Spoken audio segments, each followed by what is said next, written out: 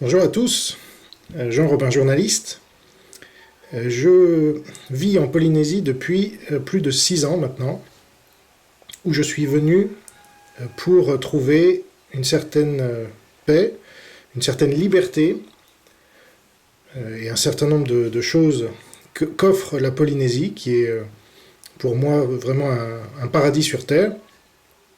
Et malheureusement, ce paradis est en train de devenir un enfer à cause des gens qui le dirigent, du gouvernement français et de la Chine communiste, qui a donc déclenché la Troisième Guerre mondiale avec une attaque biologique, ce que je suis le seul journaliste français à dire aujourd'hui, mais qui s'avère juste chaque jour un peu plus, et que vous êtes de plus en plus nombreux à comprendre au fur et à mesure qu'on nous impose des mesures totalitaires, communistes, qui visent à nous réduire en esclavage. Le mot n'est pas trop fort. Alors, je ne vais pas vous raconter ma vie. La Polynésie m'est très chère. J'y vis donc, et je subis à la fois la loi française de métropole et la loi polynésienne, puisqu'ici on a un gouvernement autonome. Voilà, donc le bon côté, c'est que ça rapproche, si vous voulez, ce système de ce qu'on peut trouver dans des États fédéraux, comme les États-Unis, l'Australie ou d'autres, et ça nous change un peu du jacobinisme français, où l'État central peut imposer tout ce qu'il souhaite un peu partout en France. Le problème, c'est quand le gouvernement local veut faire du zèle et veut aller encore plus loin que le gouvernement central. Alors peut-être sous sa pression, peut-être sous la pression d'autres personnes, j'y viendrai, mais c'est exactement la situation actuelle, puisque je fais cette vidéo alors un peu plus solennelle que les autres vidéos que je fais d'habitude, et qui s'adresse à plus de monde, a priori, puisque vous êtes tous concernés, vous qui m'écoutez, par ce qui se passe ici en Polynésie. C'est que le gouvernement local, donc, a décidé, et c'est dans la loi de la Polynésie française, depuis le 23 août 2021, d'imposer la vaccination obligatoire à quasiment tout le monde ici. Alors je vais vous lire, je vais commencer par les faits, puis après je vous expliquerai pourquoi tout cela s'est passé et comment est-ce qu'on peut espérer en sortir, parce que c'est vraiment pas tolérable. Donc je vais commencer par vous lire un extrait de la loi.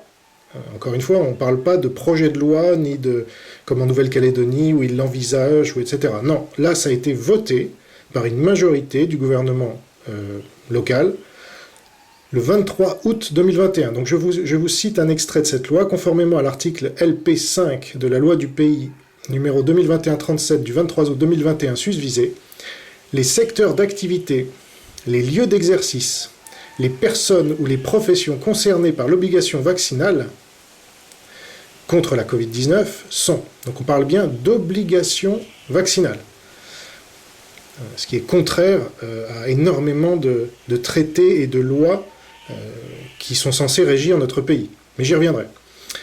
Alors je continue de citer la loi. En application du deuxième alinéa, l'article LP 1er, alors sont concernés par l'obligation vaccinale l'ensemble des professionnels de santé exerçant dans le secteur public, privé ou à titre libéral. Donc ça c'est comme la métropole. Ensuite, les personnes travaillant en établissement soumis à la réglementation relative aux autorisations sanitaires. Les personnes travaillant dans les formations sanitaires relevant de la direction de la santé, telles que définies par l'arrêté numéro 673 CM du 15 avril 2004, modifié portant organisation de la direction de la santé. Les personnes travaillant en structure de santé publique ou privée. Les personnes travaillant en laboratoire d'analyse de biologie médicale publique ou privée. Les personnes travaillant en officine de pharmacie. Les personnes travaillant chez les prestataires d'oxygène et gaz médicaux. Ça rentre dans le détail. Les personnes travaillant chez les prestataires de matériel orthopédique. Les personnes travaillant en magasin d'optique lunetterie. Les personnes travaillant en établissement en charge d'enfants et d'adultes handicapés. Les personnes travaillant en établissement d'hébergement de personnes âgées, médicalisées ou non. Les personnes travaillant dans les services de maintien à domicile. Les personnes travaillant en entreprise de transport sanitaire. Les personnes travaillant en entreprise funéraire. les personnes exerçant une activité d'aide à domicile auprès de personnes âgées, malades ou handicapées, les pompiers, les personnes travaillant en établissement recevant des enfants et des adolescents, écoles préélémentaires et élémentaires publiques ou privées, sous contrat d'association avec l'État, centres de jeunes adolescents, établissements d'enseignement du second degré public ou privé, sous contrat d'association avec l'État, écoles et établissements privés hors contrat d'association avec l'État, tout le monde. Crèches, garderies et structures périscolaires dédiées à l'accueil des mineurs, centres de vacances et de placement de vacances avec hébergement et centres de loisirs sans hébergement, les chauffeurs de bus et assimilés, les personnels navigants de compagnies aériennes et maritimes. Alors je ne vais pas vous lire toute la loi, mais je dois quand même continuer un peu, même si c'est un peu rébarbatif. C'est important de savoir de quoi on parle, parce que ça va bientôt arriver en métropole, c'est ça le message que je veux vous donner. Et donc si on n'arrête pas ça ici en Polynésie, eh bien vous y aurez droit, vous aussi. Donc je continue. En application du 3e alinéa, l'article LP 1er, sont soumis à l'obligation vaccinale les personnes travaillant dans tout commerce et activité de prestation de services, caissiers, vendeurs, guichetiers, livreurs à domicile, dans les établissements d'hébergement touristique et prestataires d'activités, agents d'accueil, de caisse, de services de restauration, de transport des bagages, d'entretien et de ménage, de SPA, de bar, guide touristique, chauffeur des transports touristiques, dans tout restaurant, bar, snack, roulotte, caissier et serveur, dans les services, établissements et organismes exerçant une mission de service public, agents d'accueil, de guichet, de sécurité et d'entretien, dans les entreprises de prestation de services opérant sur sites multiples pour le compte d'entités chargées d'une mission de service public ou privé. Et il continue, donc je vais m'arrêter là parce que vous avez compris, c'est quasiment tout le monde, et donc c'est une obligation vaccinale pour tout le peuple. Alors là, inutile de vous dire que c'est une première mondiale. Je parle plutôt dans un pays développé, ou considéré comme tel, parce qu'il y a aussi le Turkménistan et le Tadjikistan, me semble-t-il, et le Vatican. Bon. Donc je mets ces pays relativement secondaires de côté, et je peux vous dire que la Polynésie française est donc devenue le laboratoire mondial pour l'imposition de la vaccination sur une population entière, et c'est ce qui va permettre de tester si les gens se soumettent ou pas, comment ils réagissent, quels sont les effets secondaires, etc. Donc c'est ça un laboratoire. Donc nous sommes un peu d'ailleurs la Hong Kong française. Moi je vois donc avec mon travail sur la Chine communiste depuis 1 an et demi, je vois ce qui est en train de se passer ici, une véritable similitude avec Hong Kong, puisqu'Hong Kong, comme vous le savez, faisait partie de la Chine communiste, mais ne devait être rallié que 27 ans plus tard. Ils ont accéléré le calendrier, ils ont imposé, donc sous prétexte de pandémie, ils ont imposé une loi de sécurité nationale qui interdisait les manifestations, un confinement qui empêchait les gens de se rassembler et de manifester leur mécontentement. Et là, c'est exactement la même chose qui se passe puisque, comme vous allez le voir, ils nous ont imposé un confinement de 2 semaines pour l'instant. Là, on arrive à la fin de la première semaine. Un confinement qui n'a rien de scientifique, évidemment, et qui a été mis en place la première fois par la Chine communiste, un régime très démocratique, comme chacun sait. Et donc, moi, je me considère aujourd'hui comme l'équivalent d'un habitant de Hong Kong en Chine, puisque je n'ai pas le droit de manifester mon désaccord contre cette loi. Je ne peux pas me rassembler avec d'autres Polynésiens ou habitants de Polynésie pour essayer de contrer cette mesure totalitaire, d'accord ? Et donc, on est fait comme des rats, si vous voulez. Alors, comment la Polynésie en est arrivée là, puisque, pour ceux qui ont suivi, il y a beaucoup de Tahitiens, je pense, qui m'écoutent aujourd'hui, et donc, ils pensaient être épargnés par toute cette folie qu'on voyait se développer en métropole et un peu partout dans le monde, puisque nous-mêmes, nous n'avons été victimes d'un seul confinement et très court par rapport à ceux qui ont pu avoir lieu en métropole.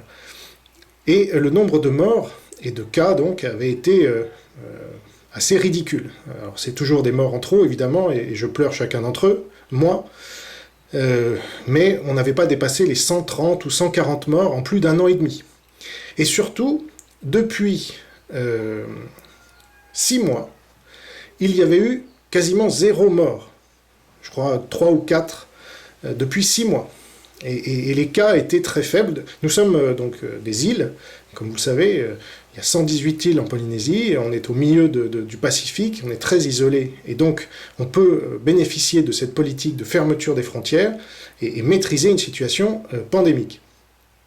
Mais il s'est passé un certain nombre de choses, sur lesquelles je vais revenir, j'ai déjà fait une vidéo dessus, mais il faut que je vous en parle, où le nombre de cas a littéralement explosé. Donc le nombre de cas est derrière évidemment le nombre de morts, et on fait de la Polynésie française un des territoires au monde les plus dangereux, les plus mortels par rapport à ce virus. Donc, pourquoi la Polynésie est-elle ciblée aujourd'hui ?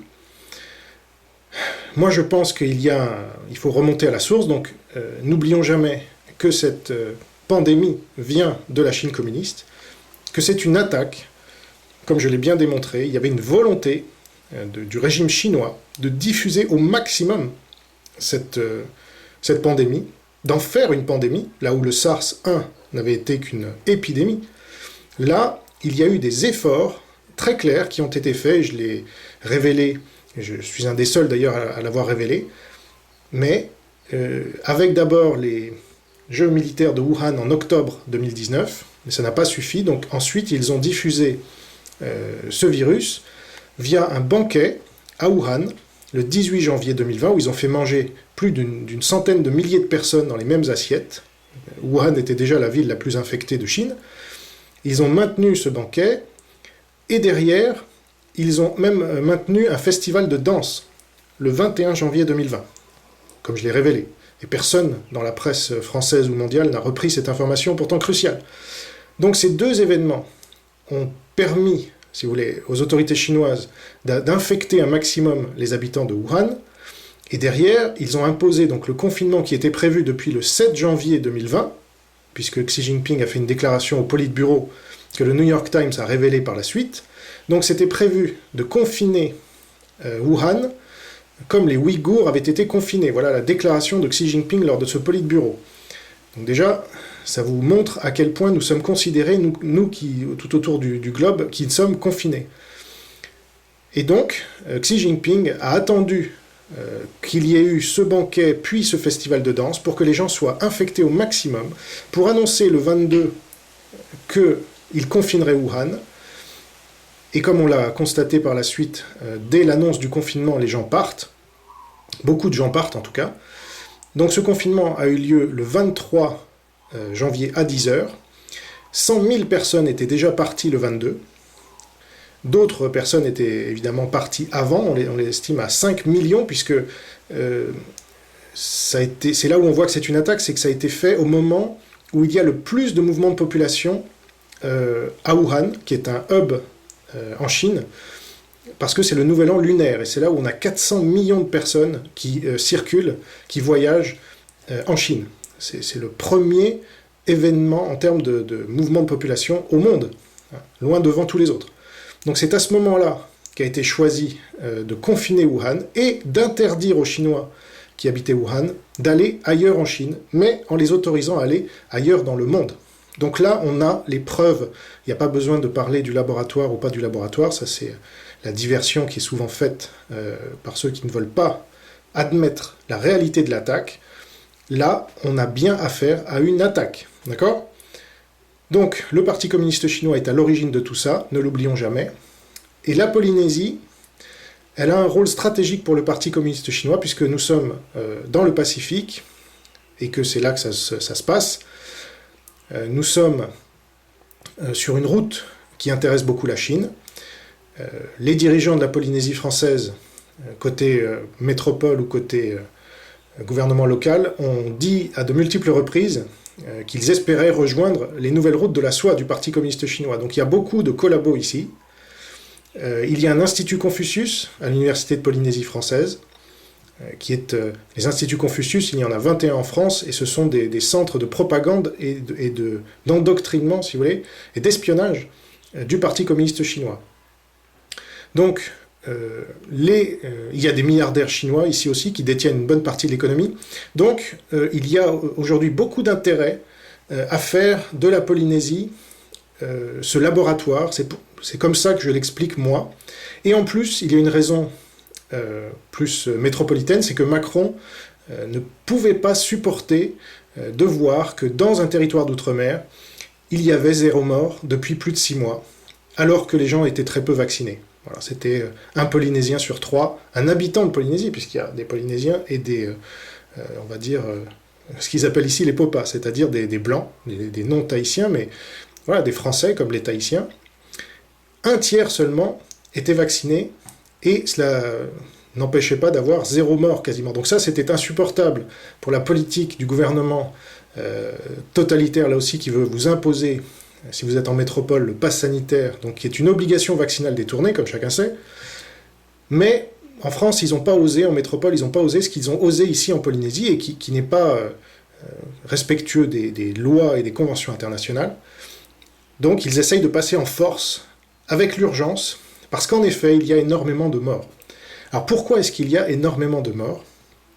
Eh bien, c'est assez simple à comprendre. Donc j'ai fait un reportage là-dessus il y a quelques jours.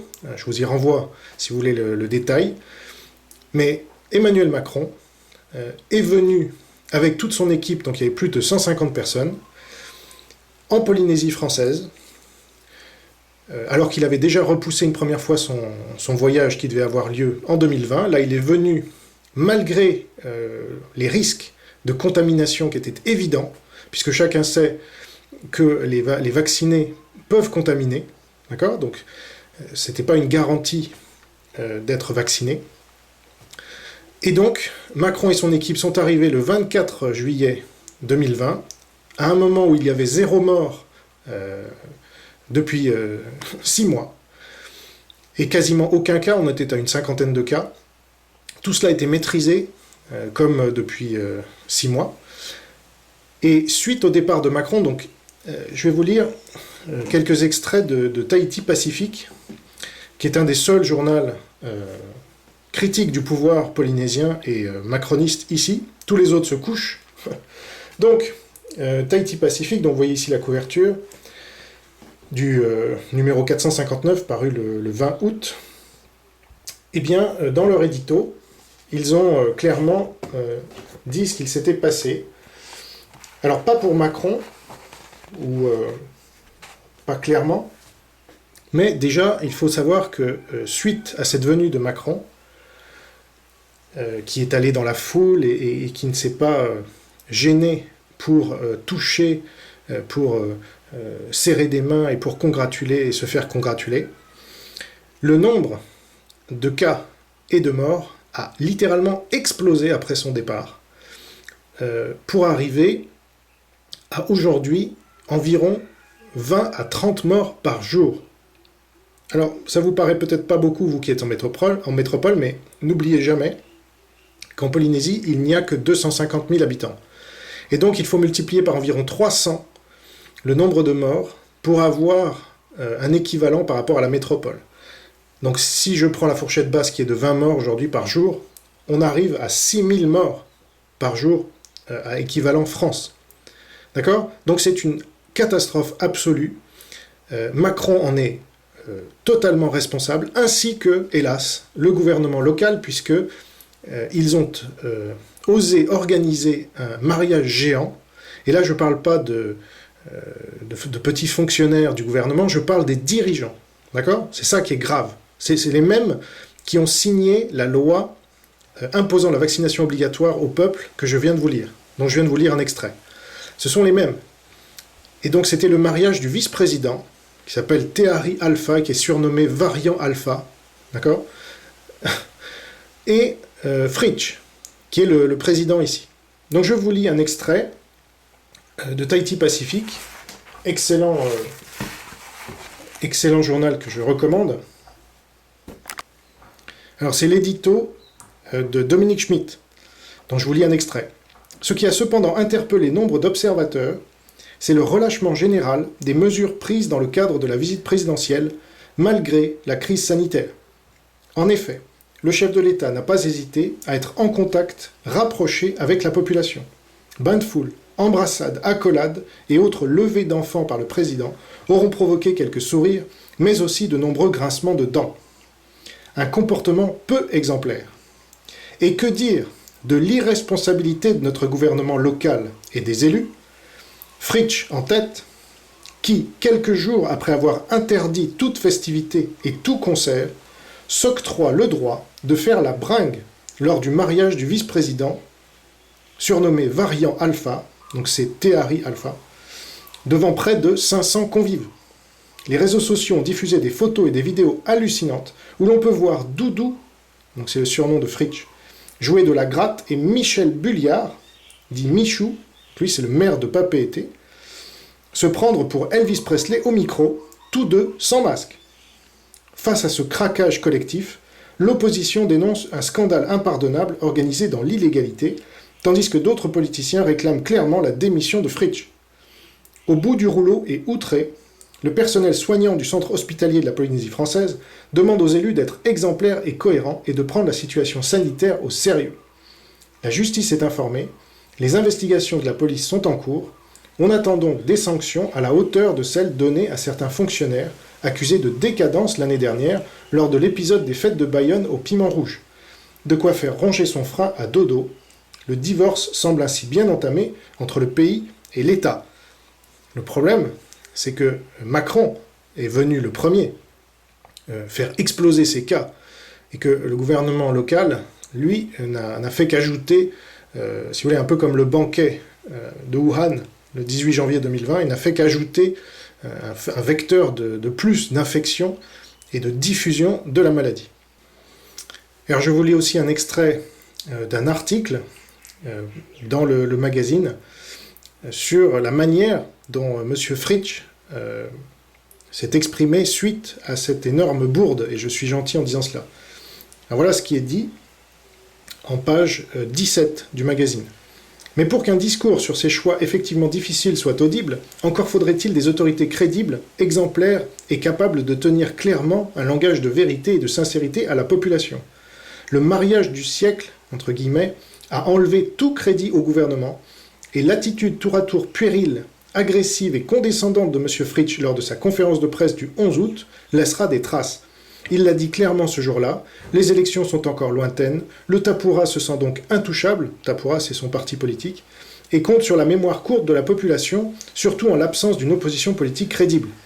En lisant ces lignes, certains pourraient trouver un peu facile d'accabler ainsi le président polynésien, ballotté par des circonstances exceptionnelles.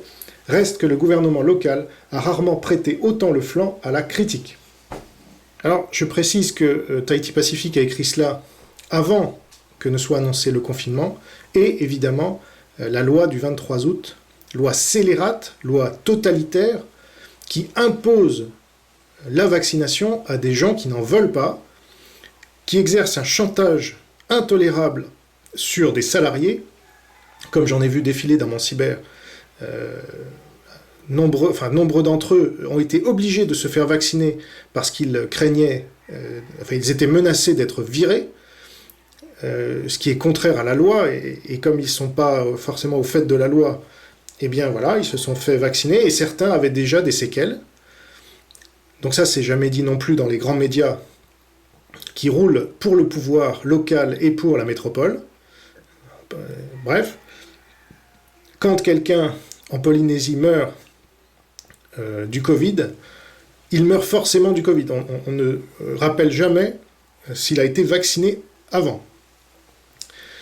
Voilà, et c'est pourtant le cas, par exemple, d'un des clients du cyber, qui s'appelle Fernand Mao, et qui était doublement vacciné, et qui est mort à 42 ans, je crois, ou à la quarantaine, si vous voulez. Très jeune, très sportif, hein, je le connaissais.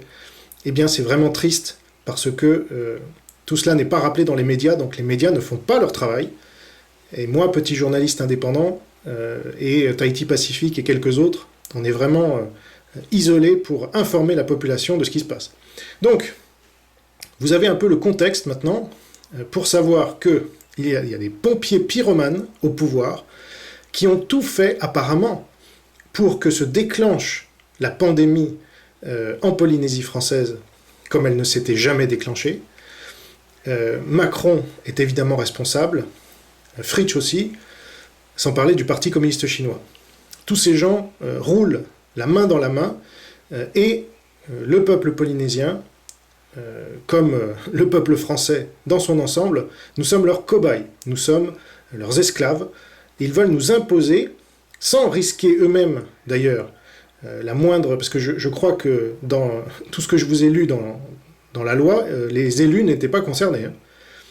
Il faudrait vérifier. Mais a priori, ils ne sont même pas concernés par l'obligation vaccinale qu'ils veulent imposer au reste du peuple. Donc, moi, aujourd'hui, en faisant cette vidéo, j'ai bien conscience que je ne suis qu'un petit journaliste indépendant, qui est soutenu par des gens voilà, qui veulent que le journalisme indépendant fasse son travail et informe la population. C'est le rôle du journalisme, notamment, c'est d'être un contre-pouvoir, c'est d'informer les gens qui n'ont pas le temps, parce qu'ils travaillent, parce qu'ils font autre chose, parce qu'ils n'ont pas les compétences.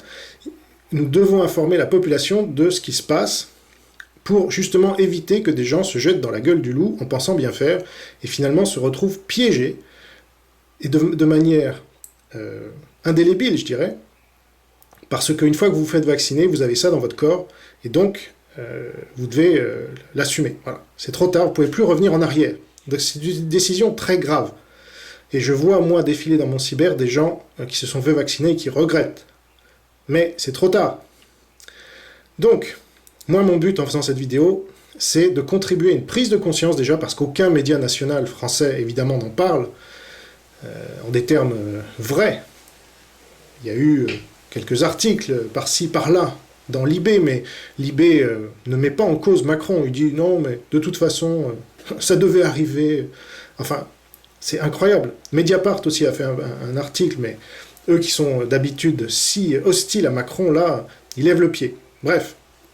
Donc, moi je remercie les gens qui ont souscrit sur mon Patreon pour me permettre de vivre de mon travail et de ne pas dépendre d'un lobby ou de publicitaire ou de je sais pas quoi. Ça me permet de vous dire la vérité, et aujourd'hui la vérité c'est qu'il faut que cette loi soit retirée. Impérativement. Si la loi est maintenue en Polynésie française, et qu'elle s'applique, donc le 23, à partir du 23 octobre, c'est la date à laquelle elle doit s'appliquer, donc là il nous reste très peu de temps avant que on voit ces vaccinations obligatoires. Alors, je ne sais pas si le gouvernement polynésien se rend compte de ce qu'il va devoir faire pour vacciner obligatoirement des gens qui ne le souhaitent pas. Il va devoir venir chez les gens. Il va devoir les contraindre par la force à se faire piquer. D'accord ? Voilà les images auxquelles tout le monde entier aura droit en avant-première, parce que ce sera le premier pays où ce sera mis en place et où il y aura encore des médias pour le dire. Je ne sais pas s'ils se rendent compte de cela. Et à mon avis, l'effet sera absolument dévastateur pour la Polynésie française et pour le reste de la France. Donc, il faut impérativement que cette loi soit retirée. Alors, comment peut-elle l'être ? Donc, il y a l'aspect juridique. Alors, autant vous dire que je n'y crois pas un seul instant, parce que contrairement à Maître Divisio, qui a été saisi par des associations ici, et qui n'est pas sur place, en tyrannie, la justice, elle est au service du tyran. Donc, Maître Divisio a été saisi, il est en métropole, il n'y a aucune manière qu'il vienne ici, en Polynésie, pour plaider, ni lui, ni ses équipes. Il fera peut-être alliance avec un cabinet local, mais là aussi, moi je n'ai aucune confiance dans Maître Divisio pour plein de raisons. Je ne reviens pas là-dessus, j'ai déjà traité ça dans une vidéo, donc je ne pense pas, je pense plutôt que c'est fait pour nous endormir. Voilà. Ah, vous inquiétez pas, on a fait une plainte, donc tout est entre de bonnes mains, et résultat, le peuple ne se mobilise pas, et on est tous là à attendre Maître Divisio. Non, non, non. Donc, deuxième solution, à tout seigneur, tout honneur, il faut que le peuple tahitien là se lève. Et quand je dis se lève, c'est évidemment légalement, sans violence, mais le confinement, pour l'instant, nous en empêche. C'est quand même incroyable. Donc, nous sommes comme les gens à Hong Kong, et dans d'autres lieux du monde, malheureusement. Donc, il faut que les églises, il faut que les corps constitués, les partis qui sont contre tout cela, et qui sont beaucoup plus légitimes que moi. Moi, je ne suis ici que depuis 6 ans, j'ai bien conscience de ne pas être représentant du peuple tahitien. Il ne faut pas dire n'importe quoi. Donc, moi, je fais mon rôle de journaliste qui habite ici en Polynésie, parce que j'ai choisi cette terre depuis 6 ans, et que c'est la France, et que elle m'est chère, tout comme m'est chère la France. Donc, simplement, j'essaye d'alerter voilà, des gens qui sont légitimes, comme les églises. Ici, il y a des églises très implantées, l'église protestante, l'église maori, l'église mormone, l'église adventiste, les églises pentecôtistes, etc. Il faut que tous ces gens-là, l'église Sanito, il faut que tous ces gens-là, l'église catholique même, il faut que tous ces gens-là se mobilisent pour faire pression sur le gouvernement afin qu'il retire sa loi. Parce qu'au final, il s'agit de leurs ouailles, d'accord? Pour beaucoup de Polynésiens sont chrétiens, encore. Donc, ils ont un rôle essentiel à jouer que ne peuvent pas jouer nécessairement des citoyens individuels comme moi ou comme d'autres. Mais je pense que individuellement, on peut essayer de se rassembler. Alors, sans la possibilité de le faire physiquement, mais il y a d'autres moyens. En tout cas, le peuple tahitien l'avait fait quand il y avait un islamiste, là, on va l'appeler comme ça, qui avait voulu créer sa mosquée financée par l'Arabie Saoudite. Ils ont été des centaines à se mobiliser, à manifester, là, c'était pas encore interdit, et finalement, le gars est reparti en métropole, il n'a pas pu créer sa mosquée, bon, et on a appris plus tard qu'il était proche, justement, des gens qui avaient fait le Bataclan. Voilà. Donc c'était plutôt une bonne décision. Donc là, le peuple tahitien, là aussi, doit se mobiliser. Je ne sais pas encore comment, il faut qu'il réfléchisse, mais il faut qu'il agisse. S'il n'agit pas lui, alors qu'il est le premier concerné, ça ne marchera pas. Enfin, là je m'adresse aussi aux gens de métropole, aux Français de métropole. Vous organisez des manifestations toutes les semaines, c'est très bien, vous en avez encore le droit, vous. Donc, il faut impérativement que la question polynésienne soit en tête des cortèges, soit dans toutes les têtes, parce que les prochains sur la liste, c'est vous. Et si la Polynésie tombe, la France métropolitaine tombera derrière. Macron l'a annoncé. Vaccination obligatoire, il l'a dit. Donc, la Polynésie est un laboratoire, encore une fois, qui va permettre de tester la soumission ou pas du peuple. Et donc, vous êtes concernés. Imaginez bien que vous êtes en Polynésie aussi, même si vous n'avez pas forcément les conditions climatiques que nous avons ici et tout le reste. Mais, c'est tout comme. Si vous laissez cette loi passer, alors qu'elle a été votée, d'accord, imposée au peuple, sans son consentement, eh bien, vous serez les prochains sur la liste. Donc, je vous invite, dans les manifs et ailleurs, à faire absolument tout ce qui est légal pour faire reculer le gouvernement polynésien. Et ce sera une grande victoire pour la Polynésie et pour la France. Et pour le monde, parce que j'irais même jusqu'à dire que si la Polynésie tombe, non seulement la France tombera derrière, mais une grande partie du monde libre tombera.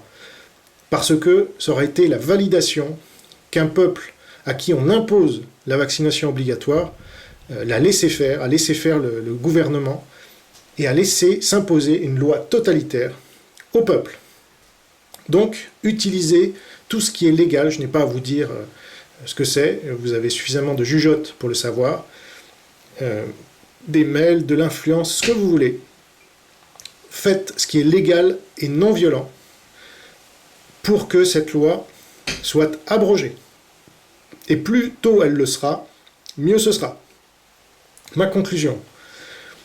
Je vous rappelle donc que la vaccination obligatoire est imposée ici en Polynésie officiellement depuis le 23 août 2021, une date qui restera dans l'histoire du monde, sans doute, si nous laissons faire.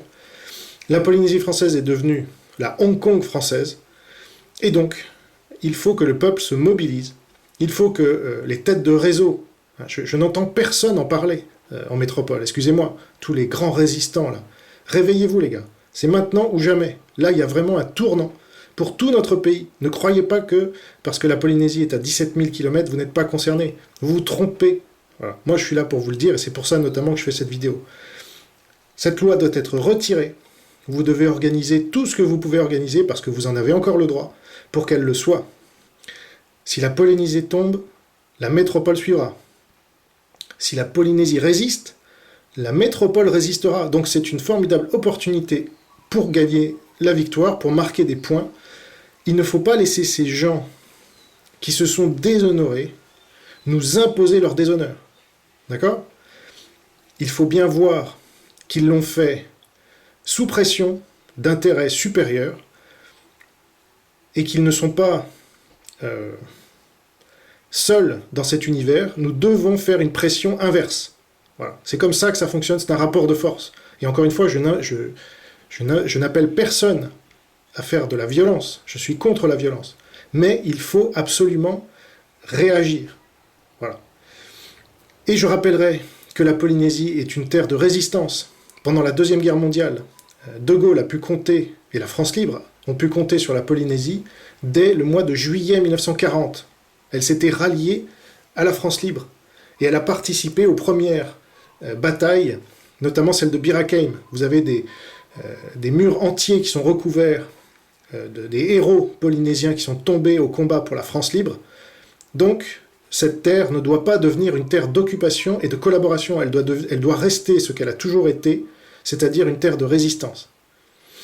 Donc, à mon niveau, je peux agir, comme je suis en train de le faire, et comme vous devriez le faire. Donc, évidemment, relayez cette vidéo au maximum autour de vous, pas forcément sur les réseaux sociaux, mais dans les messages privés, parce qu'elle risque d'être censurée si votre compte risque de sauter, parce qu'apparemment on n'a plus le droit de rien dire là non plus, sur les réseaux sociaux, ou aller sur les réseaux sociaux alternatifs, mais partagez cette vidéo, diffusez ces idées de résistance. Je vais, moi, à mon niveau, faire à peu près le même genre de vidéo en anglais pour alerter le monde entier, parce que j'ai cette chance de parler anglais, et donc je ne vais pas m'en priver. Je ne peux pas faire beaucoup plus, puisque, encore une fois, je suis confiné, mais je compte sur vous, parce que si nous n'agissons pas, ils ont gagné. Si nous n'agissons pas, nous avons perdu. C'est très clair. Donc, je ne dis pas qu'en agissant, nous allons gagner, évidemment, mais si nous n'agissons pas, ils ont gagné. Voilà, de fait. Donc, agissons, pour d'une part ne pas avoir de regrets, et pour d'autre part continuer à nous regarder dans la glace, voilà, et avoir l'honneur d'être français. Parce que français, ça se mérite, et ça se gagne. Il ne faut pas croire que tout nous est acquis, la liberté, l'égalité, la fraternité, etc. Non, il faut se battre, et c'est aujourd'hui qu'il faut se battre, en particulier, parce que là, nos libertés fondamentales sont en grave danger. Donc partagez ces deux vidéos que je vais faire, celle en français et celle en anglais. Agissez, si vous voulez faire reculer l'ennemi, je pèse mes mots, parce que là, nous sommes en guerre, en effet, mais l'ennemi est au pouvoir aujourd'hui. Et il est dans la main du Parti communiste chinois. Et ça, je l'ai bien démontré, et si ça vous intéresse, et c'est pas pour faire ma pub, mais ça me permettra de développer mes activités journalistiques. Vous pouvez consulter d'une part tous mes travaux publics sur cette chaîne secondaire, sur ma chaîne principale, Jean Robin 1, sur mon site jeanrobinmedia.wordpress.com. Vous avez toute une partie avec des cartographies et des vidéos librement accessibles. Donc montez en compétences, il faut impérativement que vous sachiez à quelle sauce on est en train d'être mangé et pourquoi tout ce qui nous arrive, pourquoi ce déferlement totalitaire communiste. Il faut appeler les choses par leur nom, nous disait Albert Camus. C'est communiste, toute cette histoire. Et donc, cela rejoint évidemment toute une analyse que j'ai faite dans des vidéos privées, que je réserve à des souscripteurs pour gagner ma vie. Et donc, si vous voulez aller plus loin, une fois que vous avez pris connaissance de tout ce travail public et gratuit, et que vous le diffusez autour de vous, eh bien, vous pouvez encore souscrire pour quelques euros par mois, et encore plus monter en compétences et vous permettre de mieux comprendre la situation, parce que je suis le seul journaliste à bien expliquer tout cela, et notamment les liens incestueux de notre oligarchie avec la Chine communiste, ce qui explique énormément de choses, et notamment pourquoi Olivier Véran est là, lui qui est un agent du Parti communiste chinois. On ne comprend pas pourquoi Olivier Véran est là si on n'a pas cette grille de lecture, mais on le comprend très bien si on l'a. Donc ça, ce n'est qu'un exemple parmi des milliers d'autres que vous trouverez dans mes vidéos privées et publiques. Donc je vous remercie pour votre attention, je compte sur vous, et en fonction de vos actions futures, je réagirai à nouveau dans des vidéos, si le pouvoir dictatorial qui est en place me le permet. En tout cas, j'ai pris mes risques, j'ai pris mes responsabilités, à vous d'en faire autant. Vive le Christ Sauveur, vive la Nouvelle France libre, et à très bientôt. Au revoir.